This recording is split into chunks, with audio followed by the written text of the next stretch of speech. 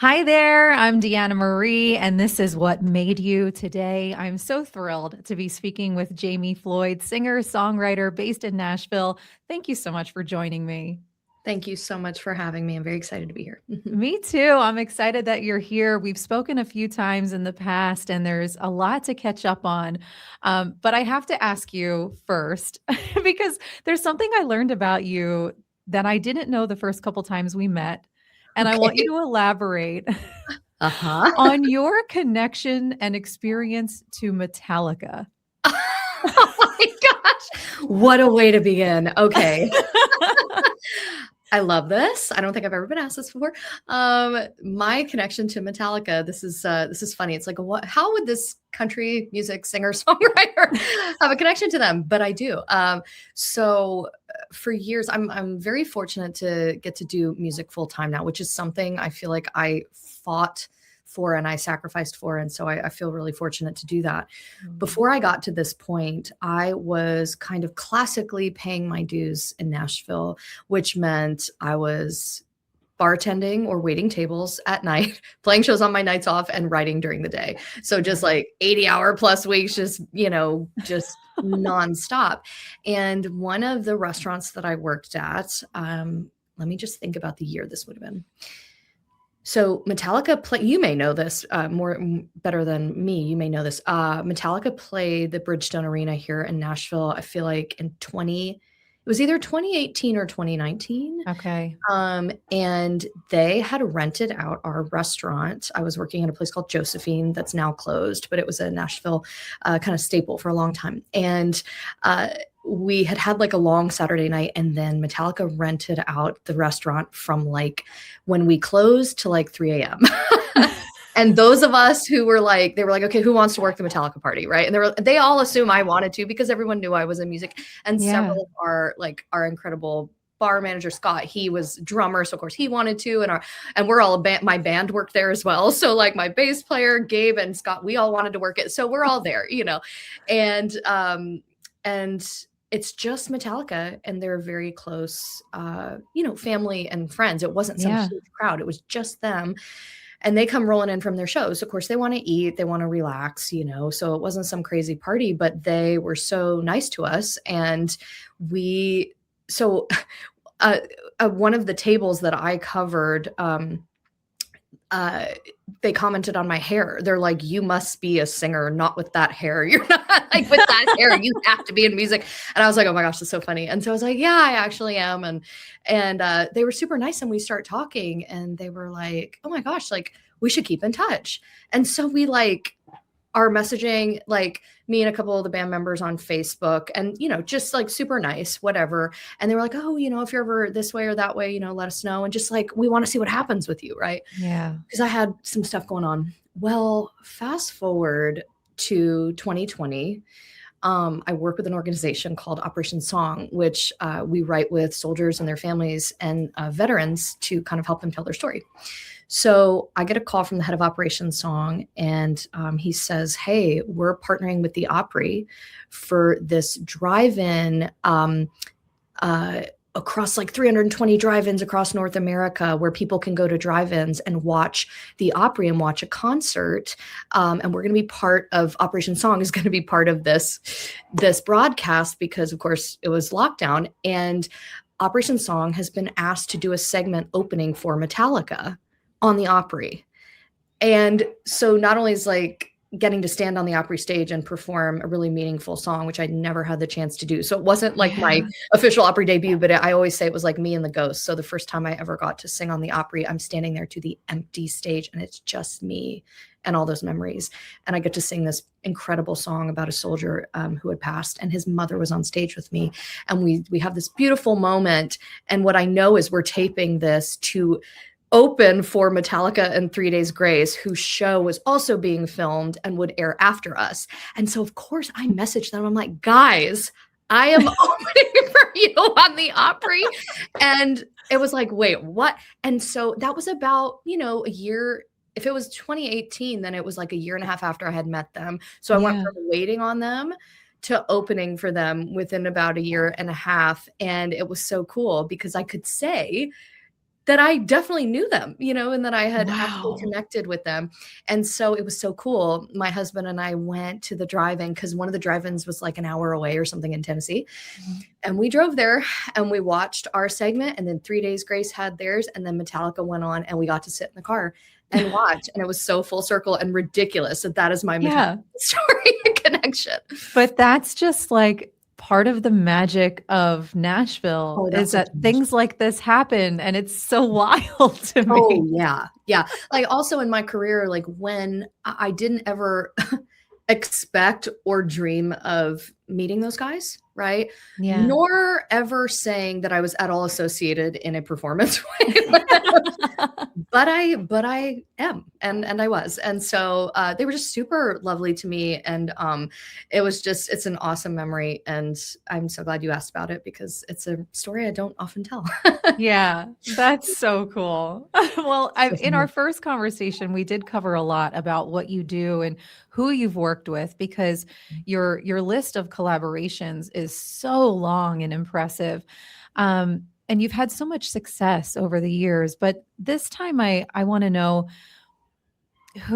this might be a tough question to answer, but who did you think you were supposed to become Mm. before your music career took off? Is there a version of Jamie Floyd that you had to kind of disappoint to become the person you are now? Oh, okay, so we're gonna cry right off the bat. No. Okay. Well, that is an amazing question. So I have a very interesting trajectory, I think, in that I started my job, if you will, truly when I was 2 years old. I got on stage with my parents, who were musicians in South Yeah. Florida. So and they were not putting me up there like, get up there and do this like I wanted to Yeah. go to work. No. I'd wanted to. And so they kind of left that door open for me. And so I would sing with them. And so not that I viewed it as a job, but I do not remember a time where I didn't know what I was supposed to do. Uh, it was like so natural. It was like, be born, go sing on the stage. Like Yeah. that's what you're doing. As soon as you can walk on the stage, you will sing on the stage. And so, I have had a microphone because my parents are musicians, literally a microphone in my hand since I was that age. Yeah. However, once you go to school, right? You go to elementary school, you learn about all the other different jobs and you learn about everybody else's talents and you meet your friends who want to do this and that when they grow up. And something that I discovered when I was younger is that I really loved justice in a way. Like, I loved debating and public speaking for something that really mattered to me. And in fact, like, before I got my record deal, because I got offered my first one around 11, 12 years old. And Wow. so that's like right about before you go to middle school, right? Yeah. And I was homeschooled pretty much the second half of middle school through high school. But I got accepted into an art school in South Florida called the Dreyfus School of the Arts. But what's funny is I was rejected for all the music programs, even though I was getting a record deal, which I What? tried out for, but I was rejected for all of those. But I got into the communications program at this art school. And so all of a sudden, while I have my record deal, I'm like being trained in like uh politics and political debate and public speaking and also like an acting component and monologues and like all these things that I never really been trained for Mhm. properly, or I discovered I loved that. I loved um, kind of arguing and going back and forth, in a public speaking arena for what I thought was important. So anyway, I kind of learned, and I remember my sixth grade teacher, like when we had our little sixth grade graduation, she mentioned in her speech, like, maybe one of you will be the first female president. And she told me she was talking about me. And that was Wow. never my it was never my I didn't dream of that. I truly didn't. But the people around me and my mentors and the people who cared about me and my teachers were all always encouraged me to use that part of my voice, you know? Mhm.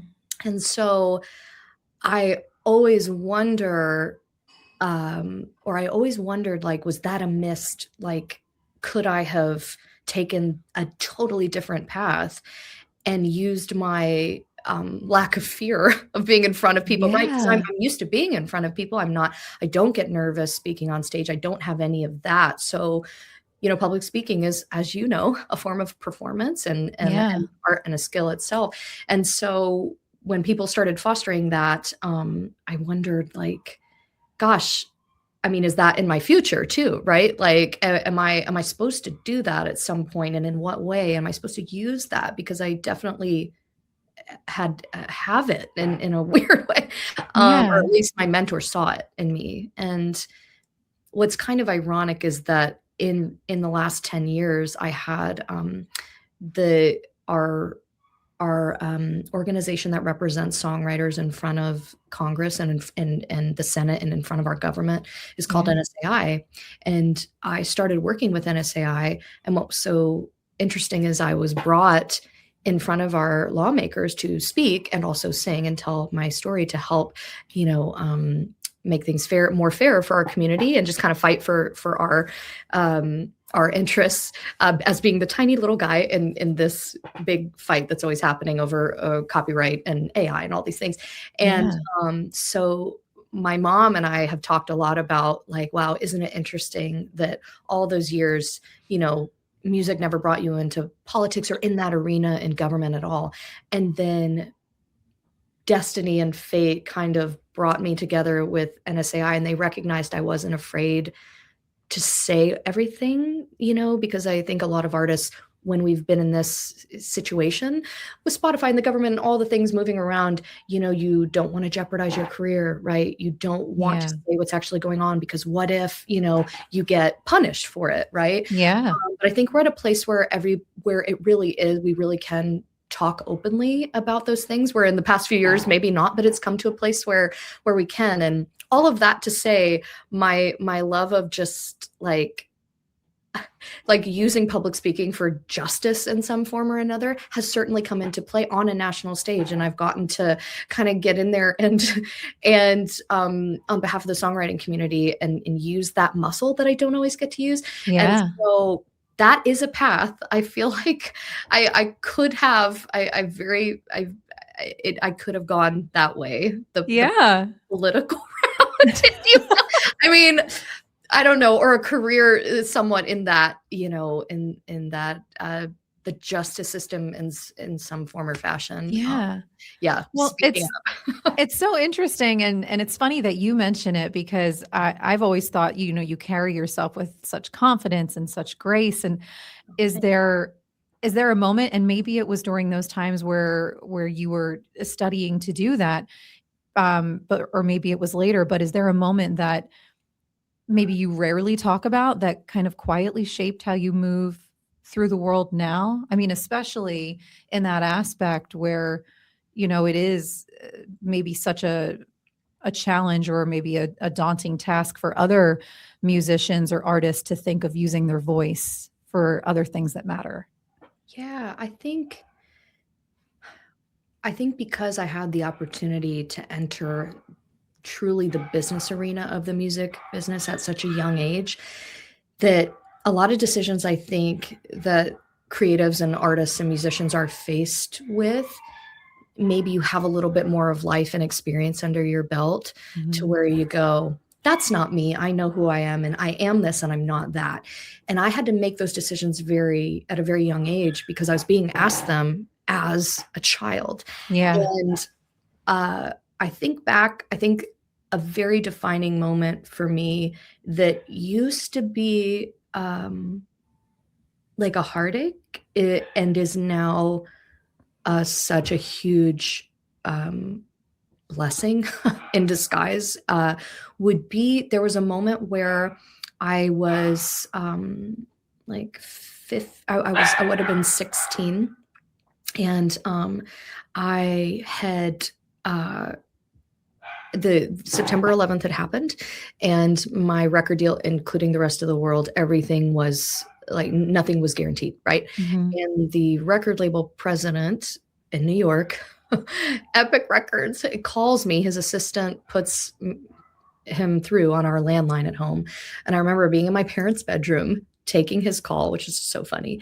And he was like, hey, everything is really touch and go here, and we can't take you to Nashville and do kind of the plan that we had said, but what we can do is bring you here to New York.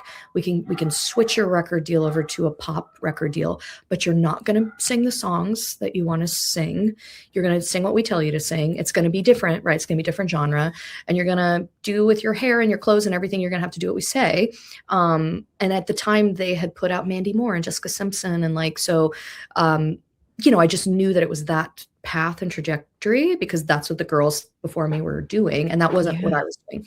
And he was like, and we'll give you this crazy amount of money to come make your album, and to come make this album that we're telling you to make. And I just turned 16, and I told him no, and and not like, no, I didn't have some attitude. I was just like, that is not who I am. And I don't think I was developed enough or like emotionally mature enough to be like, I stood in my integrity and I knew who I was. But it was truly like a gut reaction that I maybe didn't quite understand the gravity of. Yeah. And I just knew I wasn't supposed to do that. I just knew I wasn't supposed to do that. And I was brave enough to tell this very powerful man no. And he was like laughing, like he immediately started, he was like, oh my, what? He was like, whoa. Cause I'd turned down this huge amount of money. Phone call. And he was like, oh, wow. He was like, wow. Okay. He was like, I really respect that. So let's extend your deal if you want for another 6 months. And, I'm going to go to work for you and I'm going to try to make it happen the way we talked about. And if I can't in those 6 months, we can part ways. But like, I can't believe you, would say no to this. But because of that, I'm really going to work hard for you. And if we can't make it work, we don't. So it ended up not working. And he did work hard and he did try. And it just wasn't the right time. But I look back at that and having this like sense of self kind of take over, and in a moment where I certainly wasn't developed enough to understand it, but I look back and I used to like I moved to Nashville about a year after that, and I start like struggling ridiculously hard, right? And wondering, oh my gosh, I could have had all this money. I could literally be on the road right now. I could literally be doing what I wanted to do. And I said no to it for this, like for this terrible struggle and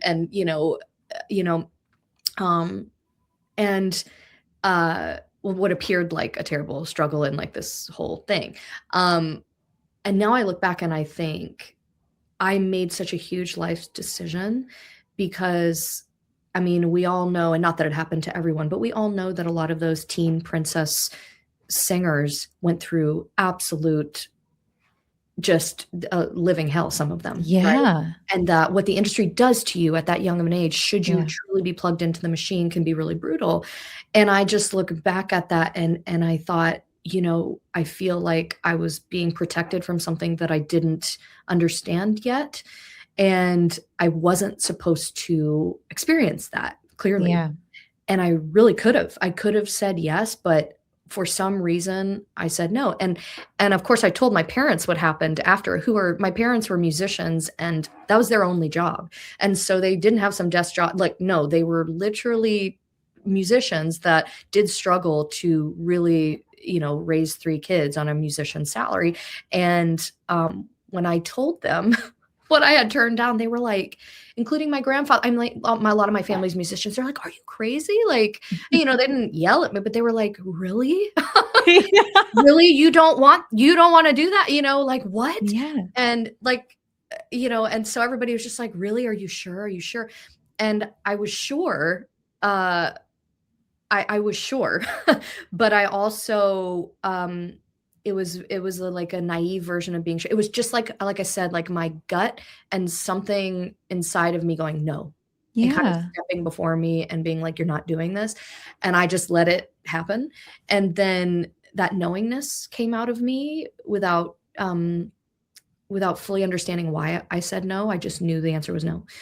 And ever since, as that voice has gotten more mature, And I've learned what that was. It has saved me time and again. So now Yeah. when I have grown up and I have been, I think people are serious and sometimes joke about, the music business will ask you to sell your soul at some point, right? You have to know who you are. And I think any business can do that, right? Yeah. Any level of success will ask you, hey, who are you, right? And what are you willing to do and what are you not willing to do? And I certainly have been I have been given that opportunity several times since the first time. And that voice and that knowingness has only gotten stronger. And, some people may say that has hurt my career and that has held me back or kept me from some kind of success that at my own hand, right? Like of my Yeah. own doing has kept me back. But as I've gotten older and have more and more experience under my belt, I look back and every time I've allowed that voice to have its say, and I've gone with that same program, it has been for my highest and greatest good every time. Mhm. Even if Yeah. I don't understand it, like even recently in the last couple of years, I went through a really, you never know what people are going through behind the scenes, right? Yeah. And a really, really difficult business situation behind the scenes that I thought, gosh, is this just, I always say the music business has broken my heart more than any human being ever could. And I was like, do they got me? Have they finally broken my heart to where I'm not gonna be able to use it again, Yeah. for this purpose and for this business? Has it finally, you know, um, is it gonna win? Because it's kicked me down, but I always get back up. And this time, gosh, it was probably the hardest time I've ever had to get back up. It was the most difficult get back up I've ever had to do. And no one knew, right? No one knew. And I still have to get on stage and I still have to do all of these things you know, while I have a dream, just like what felt like a dream burning to the ground in the background, Yeah. right? And what I've learned coming out on the other side of that, thank God, that I had all these wonderful friends and helpers and people who loved me and people who didn't know me but immediately showed me love, during that Yeah. time. And now that I have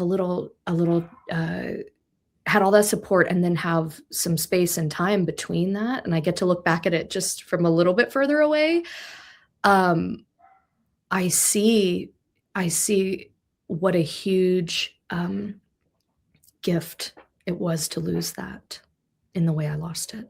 Yeah. And that voice from back when I was 16 who was telling the big gigantic record producer, this guy who could make or break me, and I knew it wasn't right for me, right? Yeah. I knew it wasn't the path for my life, and I had the courage to say no. And in this most recent moment where I had to say no, where I knew it wasn't for me in the way that it was presented, right? Um, you question yourself because, of course, you've had ups and downs by now, right? I've had some Yeah. downs, and I've seen I know what it's like to win. I know what it's like to lose, and so it was like, am I hurting myself? Am I saying no to something I'll never get back? I'll never have another shot at again. And that is the biggest lie that I think is in this world, that when you lose something that you can't get it back in some other form, or that if you don't have success in one way, you'll never have it, Yeah. that is a lie. And Yeah. I feel like having a little space from this big moment that I thought was going to break me like never before, I got back up and I was like, when you survive something like that, you're almost like, I think I can do anything, Yeah. not only did I survive that, but I can go back and do the thing that I thought I lost, and I'm going to do it even better. And I believe I'm going to have a success in a way I never dreamed because I said no to that. Yep. Oh, and so I'm sorry, that's such a long-winded answer, but all that to say, there's this knowingness, and I'm so glad that I've had the courage to listen to it time after time. But it's just so incredible at a young age like that, 16, being able to be so self-aware, even if you didn't realize at the moment necessarily all the reasons why you were turning it down. You just knew it wasn't right for you. I mean, when I was 16, I didn't know my ass from a hole in the ground. So I still like, Just I like, don't think I would have been able to make that choice, but it's mhm. just, I think it's just a testament to who you are and why you've had so much success that you in your career thus far, because you've stayed true to yourself and you've made those tough decisions. And the one thing that you did mention about what you most recently went through, Mhm. something that's, that you've been kind of like privately dealing with behind the scenes, but still having to go out and perform and still do shows and still appear publicly. I think that's one thing that a lot of people forget that entertainers have to do. I mean, can you explain, is there a method that you have for maybe when you are dealing with something privately, but you Mhm. still have to perform publicly? Is there some kind of, can you tell us a little bit more about, I don't know, what your process is? Because you seem in every performance so connected to what you're performing that you would never know there's an internal battle. Oh, well, thank you. Um, I think what I end up doing, especially because over like I'd say, over the toward the end of last year, I had so many amazing gigs and opportunities and appearances that I just my heart was totally in and I couldn't wait to do while also, dealing with what I was dealing with. And um what I think what maybe the audience picks up on or they don't, I hope they do, is that when I having to go into those shows during that time where I was so just overwhelmed. um, and what I did, and in some of those performances, and I posted some of the videos, like, because I'm like, well, this is me. Like, this is who I am right now, and it's just gonna have to be that way. But what I ended up doing was in I would pick songs in the set that would allow me to release it. And I would talk about I of course wouldn't, talk about personal detail, or anything like that. Yeah. But I would talk about the emotion, right, of it, and that I was feeling it and how it connected to, this or that song. And there were moments where I actually got choked up and would have to sing through some tears and stuff and the emotion coming up out of it. And it would be interesting because I remember this one show in Franklin. I was playing with like two incredible with Jamie O'Neill and Carolyn Dawn Johnson, who are these like two incredible women in country music, just queens that I have always admired, and like sitting with them in a circle and singing our songs. And that particular night, I was just extremely overwhelmed with what was happening behind the scenes, and I sang this one song, and I looked at because we're kind of in the round elevated a bit, but I Mhm. could still see the audience members, in front of me, around us. And there were so many people I looked at that had tears in their eyes too.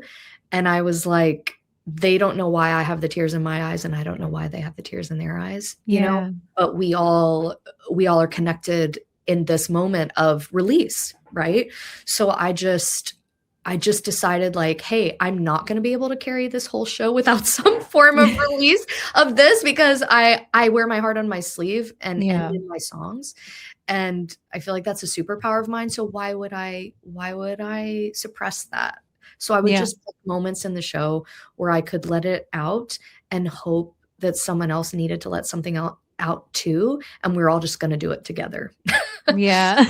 So I I just have think an that's part of the beauty of some Mhm. of these more intimate performances, and you've been able to play at some of these really, really intimate spaces like the Bluebird, you've been there multiple times. And would you say that you prefer those over like Country Music Hall of Fame or Opry Stage, or do you have a preference, or is it just love for it all? Oh gosh. I mean, As a songwriter, you like the artist and the songwriter hat are interesting because as an artist, you'd think, oh gosh, I want to be in front of the biggest crowd I can reach, right? Yeah. And then as a songwriter, I think you want that too, but it's just a bit more intimate, you know? So I had the opportunity, like you said, to do the more intimate shows and then the bigger ones too. And I feel like I probably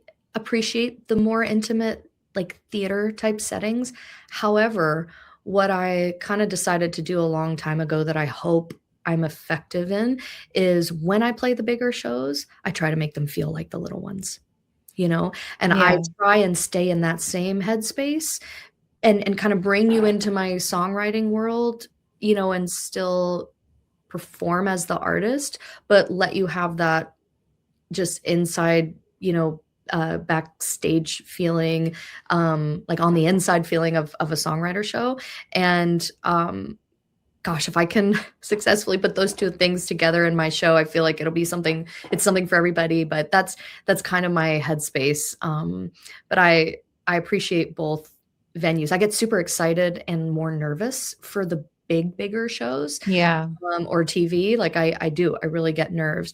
And I notice I don't get the nerves with the more intimate shows that I don't know. It's like seeing everybody up close is just somehow less pressure. And I think some of Yeah. my friends feel the opposite, but I'm like, the more I can see everyone, I'm like, okay, there you are. And here I am. And this is fine. But like, if, you know, you're in front of 5,000 people or whatever, the fact that you're not as close to them makes me more nervous. Like, cause I can't see you guys as well. So That's so funny that you say that because I would imagine it would be the opposite when you're in a smaller setting and you can see everybody, you can see their eyes yeah. and they're all on you.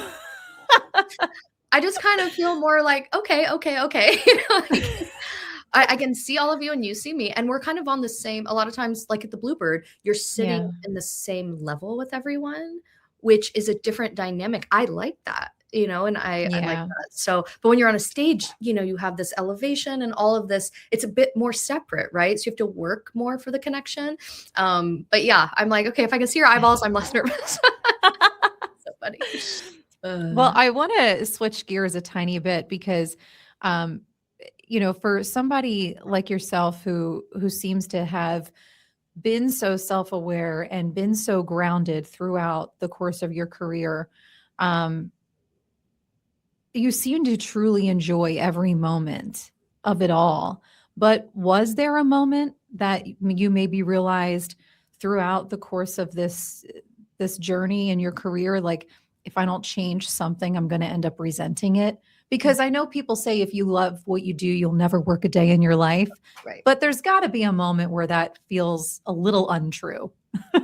Yeah, yeah. And I would say, especially in the last few years, like the last 3, 4 years, my I think our bodies are so miraculous and so incredible. And my nervous system started like knocking at the door of my of of my just my of the forefront of things and Yeah. was like, hey, this pace and this level of stress that is a combination of several, you know, factors, is not sustainable. And it's funny, I'll share this. Like I was talking to my therapist and I was like, okay, so if you just tell me what to do, like that's what I can do. I can will myself through anything. It doesn't matter how hard things are. I can will it. I can will myself. So just tell me what I've got to do and I will will it. And he was like, and therein lies the problem. I was like, and that is your problem, is your will. That's the problem. And so, and I, in this really the stress of the last few years and what I had taken on that ultimately was not for me in the form that it was in, I was willing myself through it anyway. So I was using that will and that perseverance and everything that I Okay. think can be very helpful and when used in a healthy way, um, I started things started becoming toxic because for me internally, for my nervous system, Mm. for my health. And And also just for my soul and my spirit was like, hey, something isn't right. And yes, are you doing what you love in this arena? Yes. But in this way, and in this particular combination, it's not serving, again, your highest good. And I really can feel that now. I can feel when something is or isn't kind of hitting that mark. And yet my will was just in there like, push through it. You can do it. You will make anything happen. You can, you will never stop. You will, you will not quit. And, you won't make any changes. You'll just go through it, and, and also the people pleasing, right? Because you don't want to Yeah. disappoint anybody around you. And so I just wasn't taking care of myself in any way for the good of this work, right? Yeah. And I'm so grateful though for that, for it, and for that scenario, because it really got my attention, and I had to get really, sick and heartbroken and everything, because that will, I was like, I don't care if I'm sick, I'm gonna keep going, and, anything, I will work through it. I will power through it. And powering through is good in a few scenarios, but not in this one. And so it got my attention. And now, again, having come out on the other side of that, I notice my life force, my spark that like my true spark, not the one that I can force up if I need to, and bring out and tap into when I need to, and then it goes away because I'm so exhausted. Yeah. Like the natural, I think, beautiful energy that we're all given, where creativity comes from and where our best selves come from, has started to come back to me. It was like a light that I could turn on real quick, and then it would burn out again, and I couldn't keep it, I couldn't keep it lit. And now it has started to turn back on by itself, Yeah.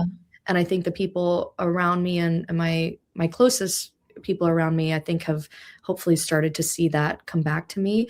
And I certainly do, right? Because I notice I'm sleeping better. I notice, just my happiness just in the moment has started to come back. And I'm sad to say that I let that go, in the name of work. And I had to no work is worth your spirit, and the light that you have. No work is worth giving away that light and not getting it back, And so I would say that I just turned 40 last year. And so it took me, and so if I've started singing when I was 2 and it took me till 40 to figure this out, it took a while to actually come to this place where I'm like, you know what, from here on out, I'm really trying to create and have partnerships and have collaborations with people I can trust and that show me the same loyalty that I'm willing to show them. But most of all, that truly are rooted in joy, and that life is much too short to be in any scenario where joy is not present, Yeah. And, or it's the last thing, it's the last priority. So I'm very, very, I'm very fortunate to now have made some tough decisions and about friendships, about collaboration, where I have just made all the room for people and friends and everybody else and collaborators in the future, whatever, that they can come in, and I'm healthy and ready for that. And also, I'm just not making room for anything that isn't that. Yeah. I think that's such a powerful lesson to learn, because the hustle has been glorified for so many years. Mhm. If you're not busting your ass and Right. constantly pounding the pavement, Yeah. that, you're not going You're to not taking find what you're every looking for. opportunity. Yeah. Then, you're not going to be truly as successful as you could be. You really got to work hard for it. And you do have to work hard for it, but you don't have to run yourself into the ground. Right. Yeah. Right. Yeah. It's not, you're not meant to not be able to get back up after it. you Yeah. know? Like, if that's where you're at Yeah. after you've accepted this, that opportunity or done this work, like, it's not your work, you know? Yeah. It's not where your heart can, especially in the creative space. Like, I think you should come away with that a really beautiful exhaustion, but not the kind where you're like dead. You know? Yeah. Yeah, you should Yes. come away with like also just happier than before. Sure, you might be tired, you might have Yeah. really, you know, given it your all, but you don't feel less than when you went in. Right. You feel like you've been Fulfilled. given something. Yeah, that not Yeah. everything's been taken away, that, so that I really connect with, that you bring that up. I really Yeah. I really think that's important. Well, I definitely think it's an important reminder for a lot of people because there are so many people who are just, who easily fall into that pattern of just overworking themselves. And at some point, it's just not worth it. Yeah, the messaging is that if you don't take every single thing that comes your way, uh, that somehow you're gonna miss something, and Yeah.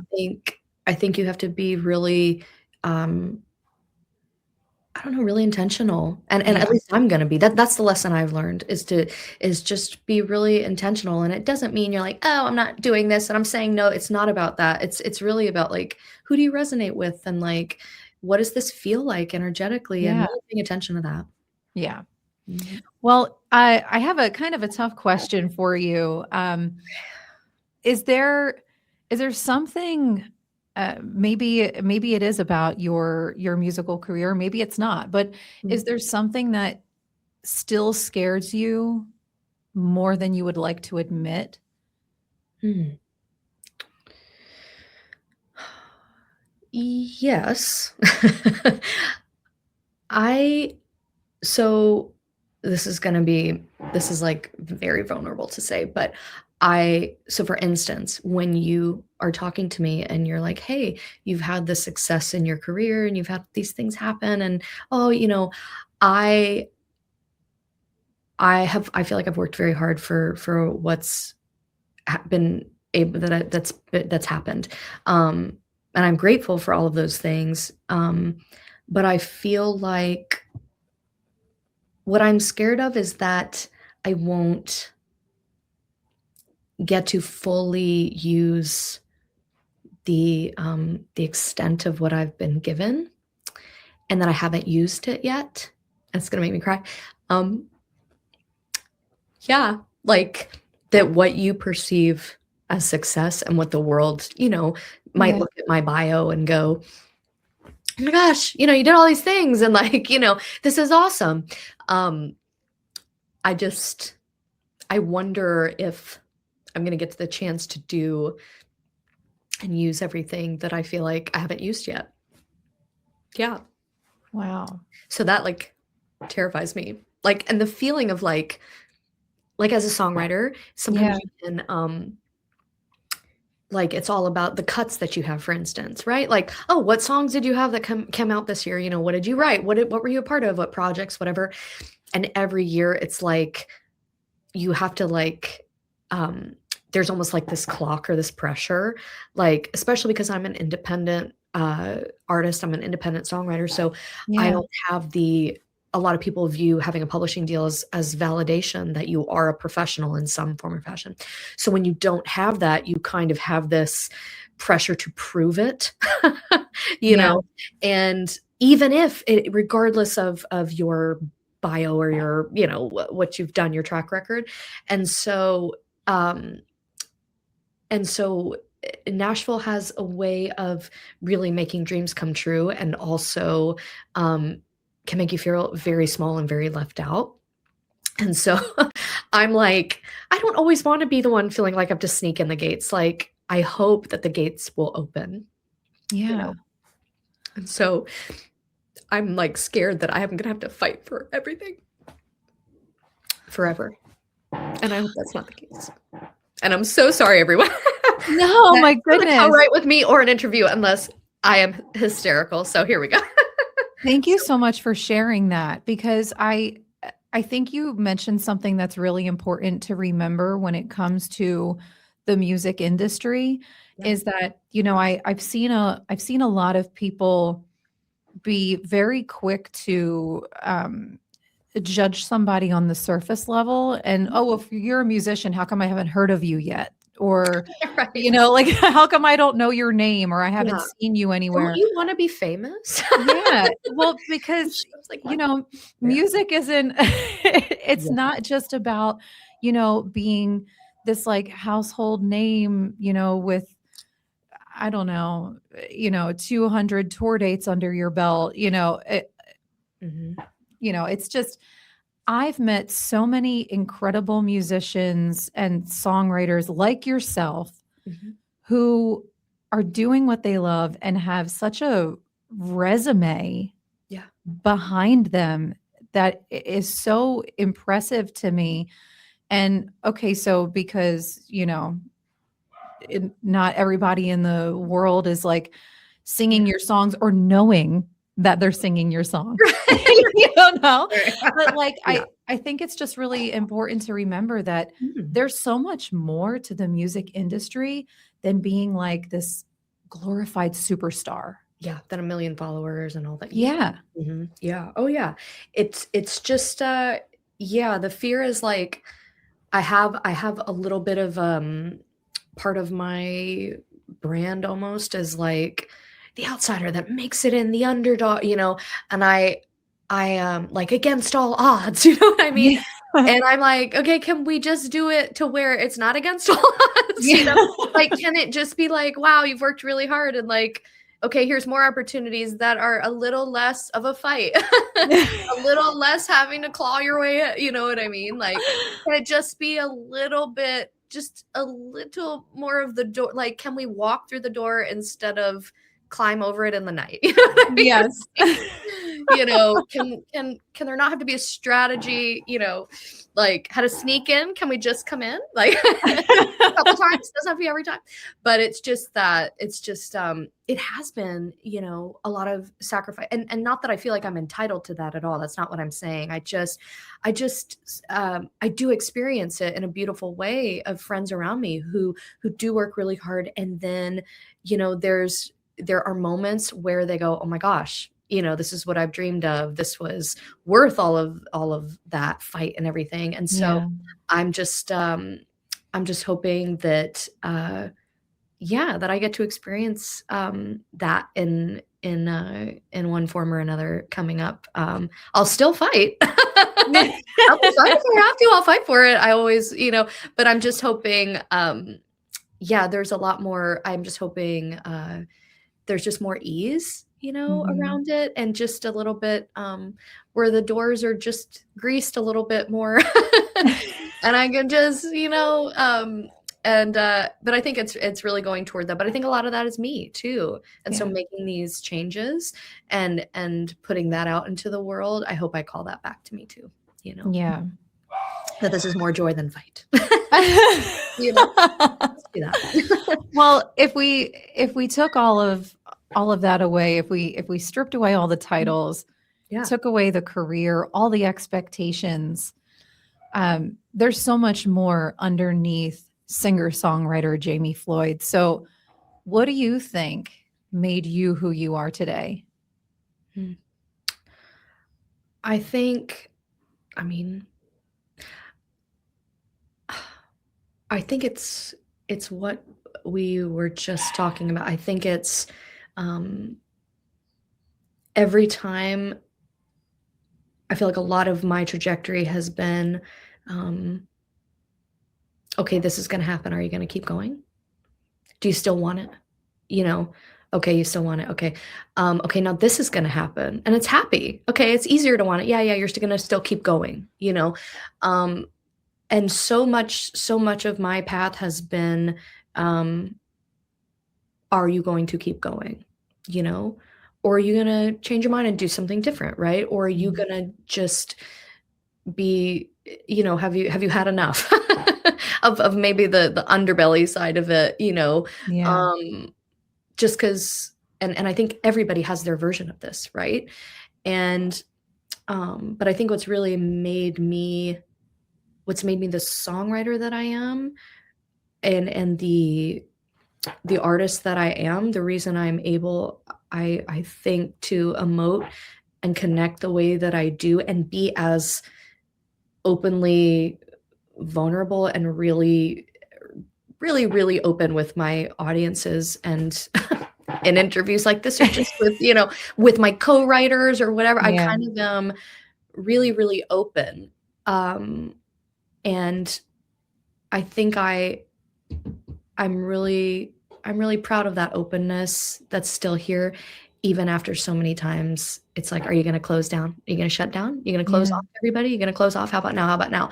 And so it's made me who I am, in that, like, you know what, regardless of what is thrown my way, regardless of, a disappointment, or a betrayal, on the darker side, or a success over here, I've always I feel like I've stayed the same person, um, in the success and in the dark.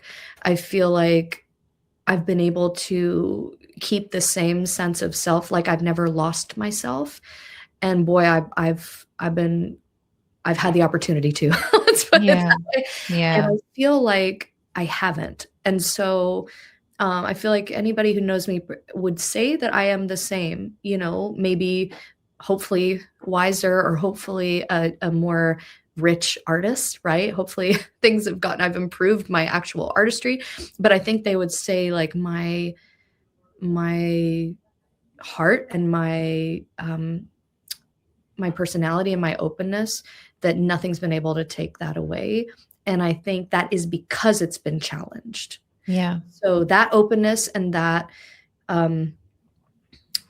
vulnerability has been really challenged and really clawed at. And I have managed to keep that intact.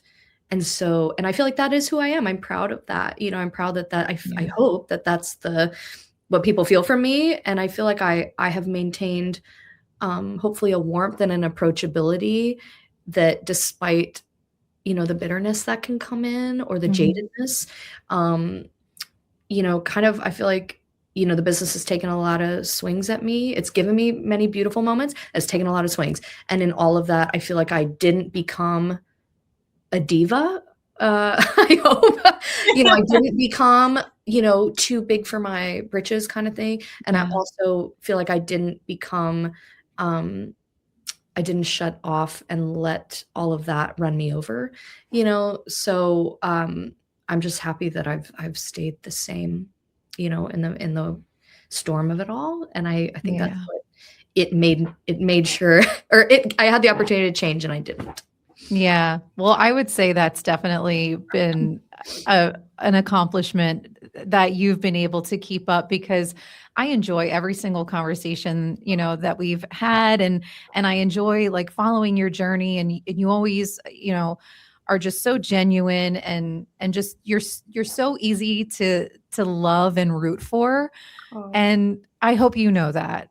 Well, thank you. And so are Of you, by the way. I'm course. so glad we met. Like, a Oh, lot of times you meet people in the other areas of the business, or that you interact with, and yeah. so you've always had, like, such a heart for artists, and very, I don't know, you're like such a wonderful cheerleader. And I watch Thank you, like, you. obviously with this new program and everything, Yeah. it's so cool to watch people in their art, have I just feel like you have a big heart, and that you're very sincere. And so it's very lovely to get to do our Thank jobs you. together.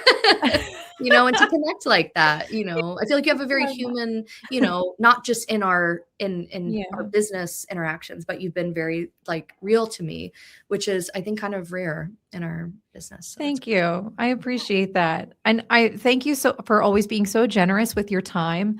I really do. I appreciate your conversations, and I want to know what we have to look forward to, because there's been so much going on lately. Like, you've been working on musicals, you've been working on new songs and collaborations. So ah, what's in the pipeline? What can we look forward to from Jamie Floyd?